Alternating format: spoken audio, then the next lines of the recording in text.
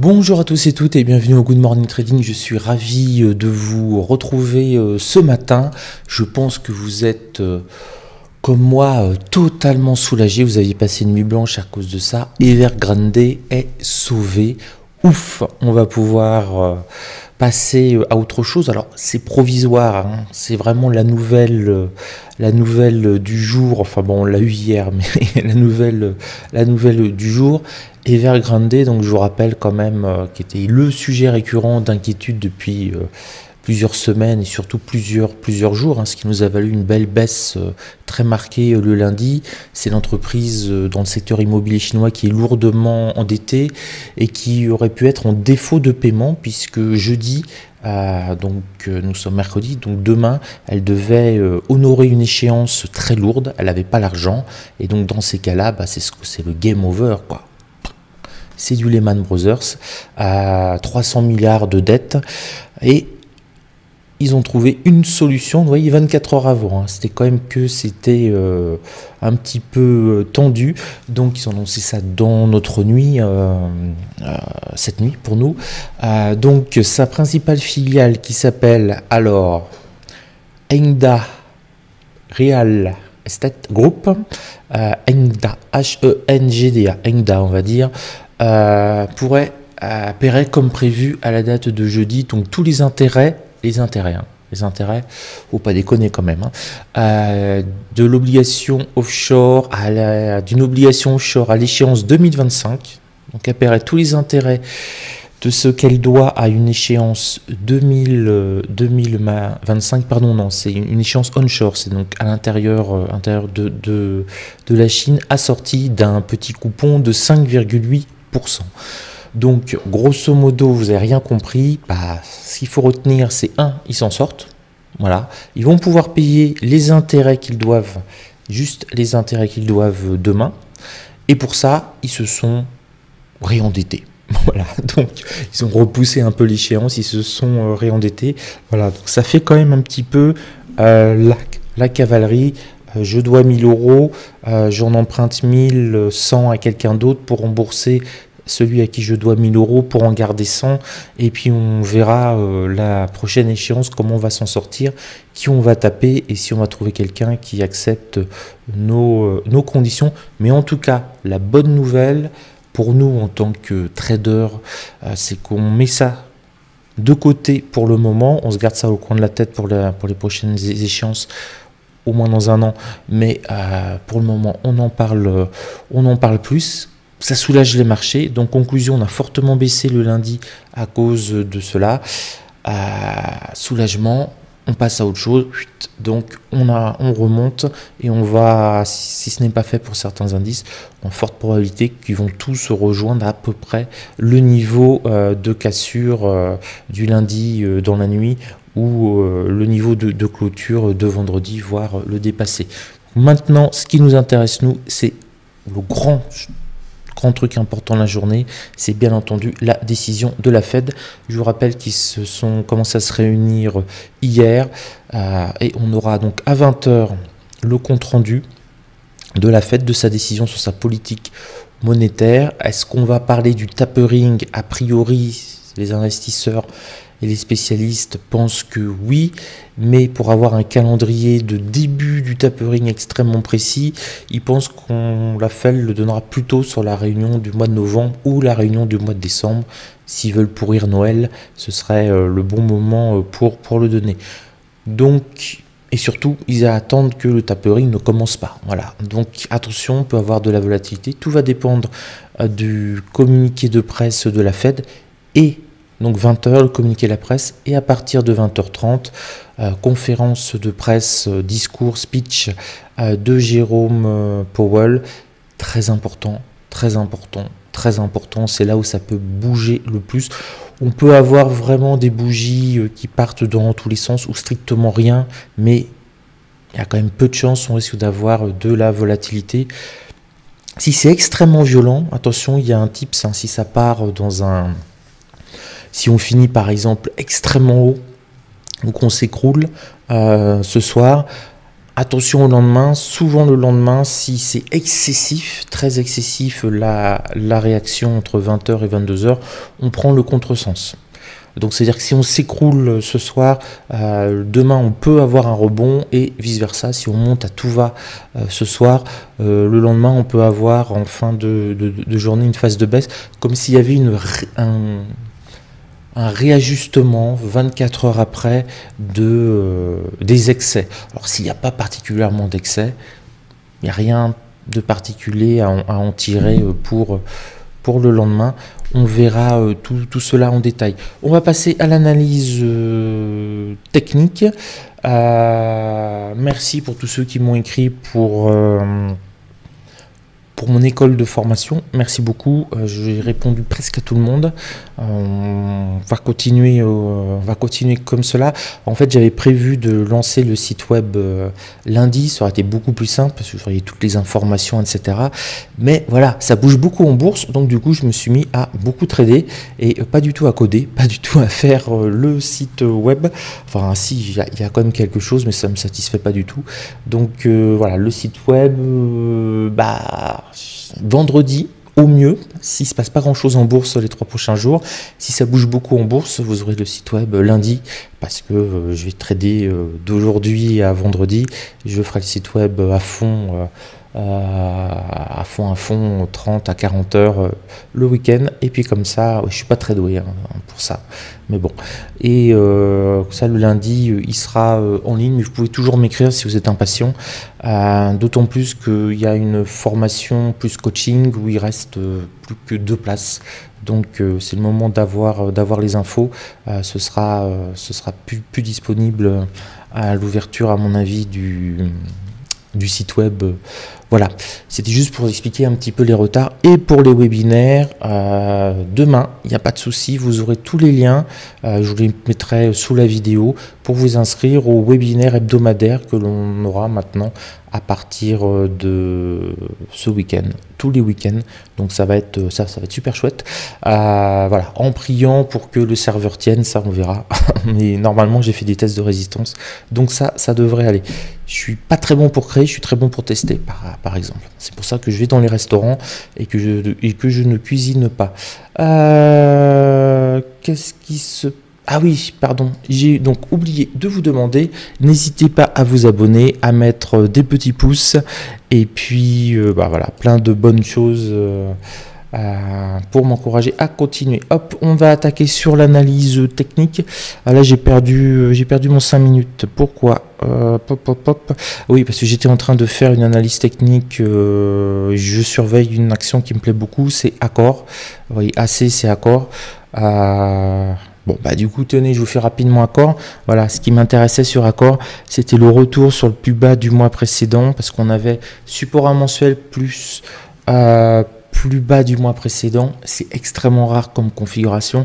Et généralement, quand on arrive dessus, c'est plutôt explosif. Et voilà, vous avez une petite idée de ce que j'ai pu surveiller comme action hier. Voilà, je n'ai pas prévu. C'est bon. Voilà, donc... support 1 mensuel, plus bas du mois précédent, passage légèrement dessous, remontée, MACD qui confirme la remontée. Bon, voilà, c'est plutôt une bonne position, une belle entrée, et puis on verra le reste. Alors, c'est tout, je n'en parle pas plus, parce que ça peut être maintenant perçu comme un conseil en investissement. Donc, voilà, j'arrête. C'était juste pour vous... Voilà, c'était pas prévu. Donc, voilà, je vous explique juste voilà, l'entrée qui était fort sympa sur Accor. Alors, pourquoi je surveille Accor? On va venir sur CAC 40, ce sera plus simple. Pourquoi je surveille Accor? Parce que fin de Covid, quelles sont les entreprises qui vont décoller et qui vont encaisser sur les fins de Covid? Il faut surveiller le secteur... le secteur financier, il faut le secteur aérien, et si le secteur aérien repart, qu'est-ce que vous avez qui repart? Je vous l'avais dit, le tourisme, et si le tourisme repart, les hôtels sont pleins, et Accor, qu'est-ce qu'ils font? Entre autres, le groupe Accor, ils font beaucoup d'hôtels, donc c'est pour ça que c'était... un beau coup à faire. Voilà. On va revenir aux indices. C'est ce que je vous fais dans le Good Morning Trading. Oui.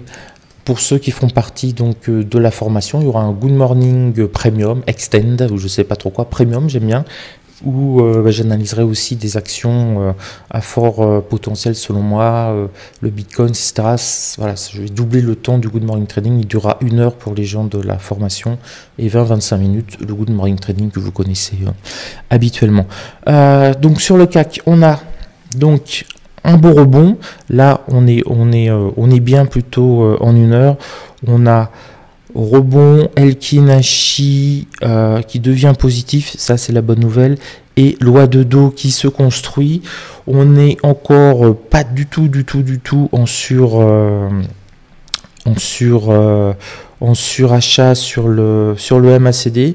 Si le MACD se retourne, on peut aller chercher les 6006 qu'on a eu du mal à franchir là à l'instant, mais on pourrait même remonter sur les 6007. Ça, c'est techniquement, mais au-delà de la technique, ça va être ce que va nous dire la Fed. Voilà, c'est la journée en fait où vous pouvez arrêter un peu toutes les analyses techniques parce qu'elles sont sujets à la décision de la Fed, et donc ça peut partir plein nord, ça peut partir plein sud. Ce qui est intéressant de voir, c'est si ça part plein sud, on a déjà testé des zones intéressantes. Donc si on revient dessus, comme on a fortement rebondi hier, et qu'aujourd'hui ça se paraît plutôt un beau rebond, là vous voyez tout est vert, c'est le soulagement pour Evergrande, sauvé au moins jusqu'à la prochaine échéance, c'est déjà bien.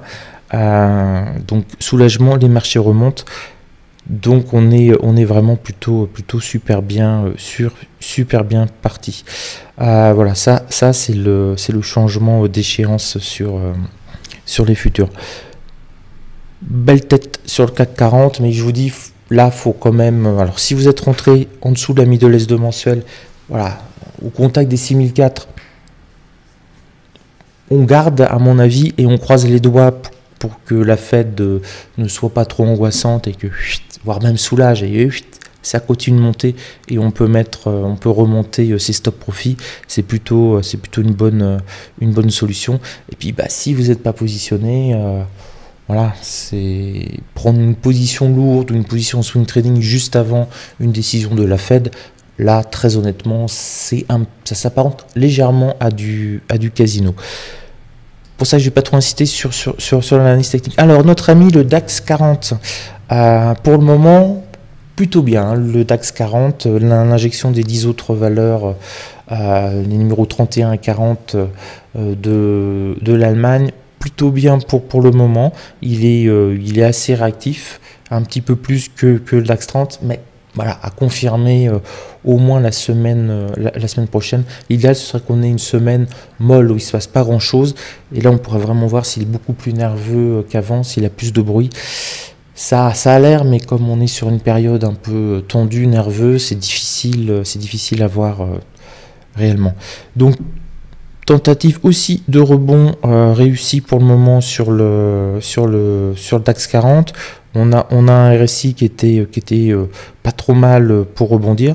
On n'a toujours pas un croisement au niveau en 1 heure du MACD. Donc on est en attente vraiment d'avoir une confirmation pour un mouvement un petit peu de gens qui font du swing, qui est réellement une reprise. Ce qui m'intéresserait quand même, ce qui serait quand même bien pour le DAX, mais là on voit qu'il est quand même un petit peu en difficulté, c'est qu'il revient sur le plus bas du mois précédent. Ça, c'est vraiment l'objectif, on va dire, de fin de semaine pour préserver la tendance extrêmement haussière sur le DAX. C'est depuis le mois de mars, il a quand même pris presque 10% en ligne droite. Donc voilà, il faudrait vraiment qu'il revienne au contact du plus bas du mois précédent, même s'il finit pas, j'allais dire, au-dessus vendredi soir ou sur, qui reste au moins à proximité. Ce serait vraiment un beau challenge et qu'il s'y maintient pour relancer un petit peu cette vague de ce rebond. Là, pour le moment, on le voit, hein, on va comparer avec le CAC 40. Je l'ai dit, le CAC 40, c'est un petit peu le champion. Le CAC 40 par rapport à la baisse de lundi, donc là c'est de la clôture de vendredi, on est revenu dessus, quoi. On a retouché la middle S1 mensuelle, il a quelque part comblé bon, le gap. Donc je vous avais dit hier, hein, ça apparaissait l'indice qui résistait le mieux à la baisse, donc du coup c'est celui qui est reparti dès qu'il y a eu la bonne nouvelle, le plus à l'offensive hier. Sur le DAX, on voit très nettement la différence, hein, puisque le cours de clôture de vendredi était, on va dire, au contact des 15006, et il est vraiment à la peine, hein. Voilà, par rapport au CAC 40, il lui manque tout ce chemin à parcourir, qui est quand même 200 points, qui est quand même 1,50%. Donc attention, si mauvaise nouvelle, l'homme de l'Europe qui n'est pas en forme, c'est le DAX, et l'homme en forme de l'Europe, c'est le CAC 40. Je passe aux valeurs américaines. Hop. Sur le Dow Jones, ça n'a pas un profil quand même de super winner, hein. Ça, il faut bien le dire. Hier, à la même heure, on essayait de sauver les 34 000. Au moment où je vous parlais, on était sur les 34 010, 34 020 et tout ça. Je me rappelle très bien parce que je surveillais.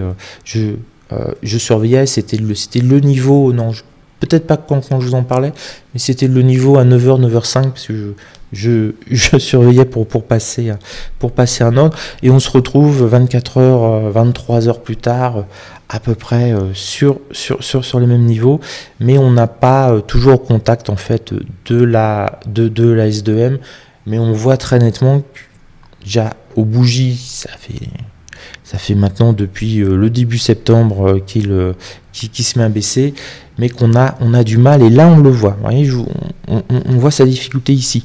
On voit très nettement le CAC 40, bon, je vous parle même pas de la couleur de la bougie, mais qui nous fait une loi de dos. Les plus bas sont de plus en plus hauts et nettement, donc là c'est signe que ça booste. Et ici, eh ben, on n'a pas une loi de dos. Vous voyez, on a été tapé plus bas cette nuit que le plus bas de mardi. Donc ça, c'est vraiment un signe qu'il n'y a pas beaucoup d'énergie pour pouvoir remonter. Donc lui, se maintenir sur les 34 000. Alors, le risque, c'est qu'on bouge pas mal entre 9h, 10h, 10h30 et qu'ensuite va s'installer un petit range en attendant la décision de la Fed. Ça bouge un peu à 15h30 à l'ouverture des marchés américains, mais ça peut être une journée un petit peu de range, on va voir. On a plus cette tension sur Evergrande, donc ils vont peut-être se lâcher. Sur le Nasdaq, vous voyez, c'est guère mieux. Là aussi, on n'a pas réellement on n'a pas du tout même de loi de dos. On voit qu'il y a eu cet affaiblissement. Par contre, ce qui nous maintient bien le DAX, c'est le support 1 mensuel. 3 jours. Vraiment, on voit, il est au-dessus, là, il a 15 067, le support 1 mensuel et sur les 15 000. Donc là, il est vraiment aidé par le niveau symbolique des 15 000. Si on ne le tient pas, on fonce 250 points plus bas. Donc, il bénéficie, j'allais dire, de ce confort d'avoir un support 1 mensuel qui est sur un 15 000, et ce qui explique qui réussit pour le moment à se maintenir un petit peu au-dessus. Tout dépendra bien sûr de la Fed. Et vous voyez, techniquement, le Dow Jones, lui, entre guillemets, ce qui le sauve, c'est le support 3 mensuel. Il est passé un petit peu en dessous, puis il a rebondi. C'est ça, entre guillemets, qui le sauve, sa partie de ping-pong entre 33 600 et les 34 000. Ça, c'est sa ligne vraiment de défense, je ne vais pas dire ultime, mais forte. Et puis là, il essaye de s'agripper dessus avec pour le moment des difficultés. Vous voyez, il est pile à 34 000 au moment où je vous parle. Et on voit que techniquement, c'est pas la même chose avec le Nasdaq qui lui bénéficie de son support 1 mensuel. Par contre, s'il lâche ce support 1 mensuel, on voit que les 34 750 qui se trouvent ici, ou au pire les 34 700, voilà, ici on pourra avoir une aspiration vers le bas, donc c'est dangereux. Là, il essaye en fait de se mettre en range, hein. Il se réorganise. Là, ils se sont pris une grosse claque. Les troupes acheteuses ont dû battre en retraite.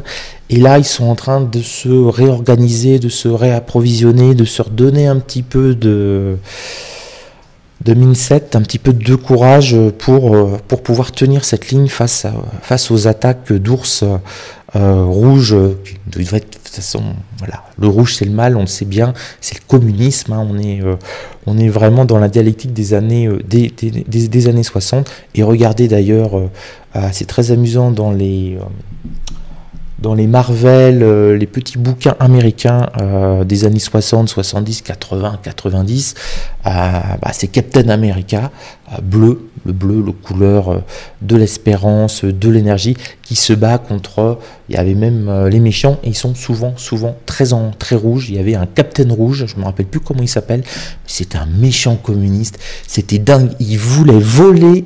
Je vous dis pas, ce Captain Rouge, il voulait voler les économies des petits Américains. Non mais c'est fou. Et je vous, c'est pas que je vous rassure, je vais me rassurer. Je vous certifie que dans les premiers Marvel, quand il y avait le Captain Rouge, c'était ça. Il faisait peur et il voulait voler les économies des petits enfants. Vraiment. La guerre froide, c'est aussi gagné idéologiquement, même beaucoup, et merci Marvel qui a contribué à la lutte contre le méchant Captain Rouge. Bon, pourquoi je vous parle de ça? J'en sais rien. Bon, voilà, ça fait partie des charmes et des non-charmes du Good Morning Trading. On va passer maintenant au Russell 2000. Bon, est-ce que je vous fais l'analyse? Là, normalement, vous êtes autonome, si vous regardez le Good Morning Trading depuis plusieurs mois. Support mensuel, passage en dessous, réaction violente qui correspondait à une zone 50, 100, très important sur le Russell, d'autant plus que c'est pas un indice il fait pas 15 000 points ou 34 000 points, il en fait qu'un peu plus de 2000, donc les passages 50-100 sont beaucoup plus importants entre guillemets que si le Dow Jones passe de 34 000 à 33 900. Il y a des réactions, mais bon, c'est un peu dilué. C'est pour ça que je vous parle après des niveaux 250, 500, qui sont des niveaux plus à la mesure d'un indice qui en vaut 30 000. Mais réaction, rebond, tentative de rebond, début de loi de Dow sur le Russell 2000, ça c'est sympa. On n'a pas encore de retournement sur le MACD, donc pas de signe que le rebond se confirme réellement. Il faudra peut-être attendre un jour ou deux, mais on est là dans un pour ceux qui aiment les triangles, on en a un beau. Regardez les points hauts, les points bas. On arrive pile au contact du triangle sur la middle S1 mensuelle. Je vous laisse pas calculer le périmètre, mais ce qui veut dire que on va avoir une sortie par le haut ou par le bas, en théorie violente. Et ça tombe bien, ils attendent la Fed. Donc là, on voit qu'il y a un équilibre de la force sur le Russell 2000, et il risque de rester à peu près scotché sur ce niveau-là, qui correspond vraiment au triangle de sortie.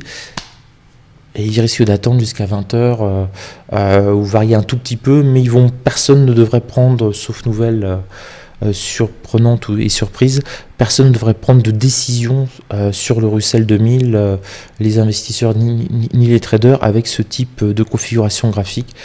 Voilà, ils vont attendre la Fed, et là ça devrait retourner sur le point pivot mensuel, ou passer sur le support mensuel, essayer de rebondir, ou faire les deux, parce qu'il y a de quoi faire l'amplitude sur les deux ce soir.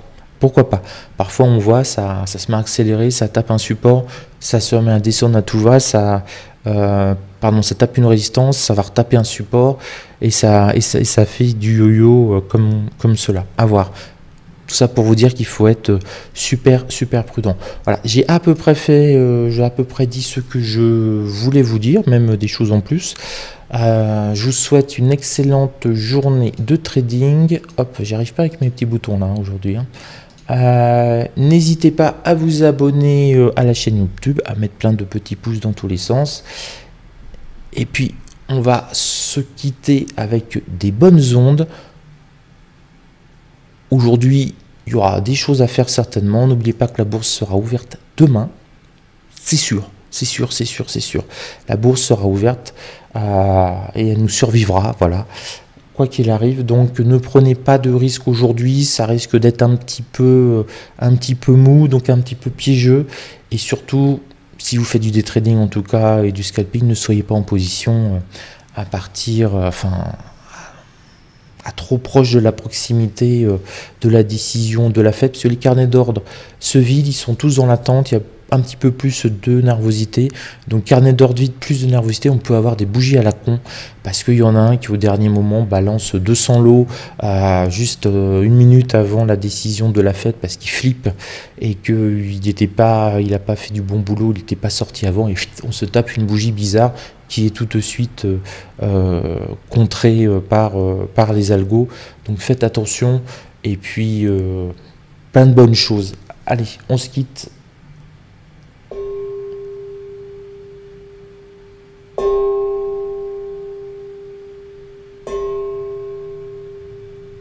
Et de 3, on restera sur le tiers. Portez-vous bien, plein de bonnes choses. Ciao. Enfin, ciao, ciao. À demain en tout cas, plutôt.